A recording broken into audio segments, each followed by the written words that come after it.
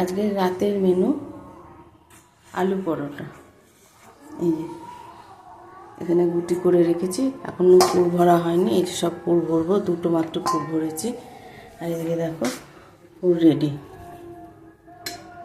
আজকে রাতের মেনু আলু পরোটা, সাথে থাকবে ধনেপাতার চাটনি আর টক দই।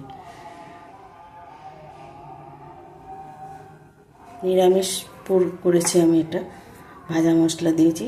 আর আলুর সাথে আমি একটু কড়াইশুঁটিও দিয়েছি, আর 6টা লঙ্কা দিয়েছি ঝাল ঝাল করার জন্য।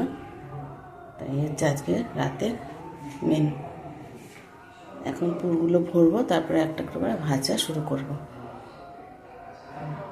আমি এখানে ময়দাটা যে মেখেছি, এর মধ্যে আমি আটা ময়দা মিশিয়ে নিয়েছি, 50-50 নিয়েছি। আর আমি মোটামুটি 12টা গুলি করেছি, সেই অনুসারে আমি ময়দাটা নিয়েছি। আর স্বাদ অনুসারে নুন দিয়েছি, একটু মিষ্টি দিয়েছি, আর খাবার সোডা, সাদা তেল দিয়েছি। দিয়ে এটাকে ময়াম দিয়ে মেখে নিয়েছি ভালো করে। আধা ঘন্টা রেখে দিয়েছিলাম। তারপরে এবার এখন আস্তে আস্তে পুরগুলো ভরে রেডি করব। এই হচ্ছে আমার আলু পরোটার রেসিপি।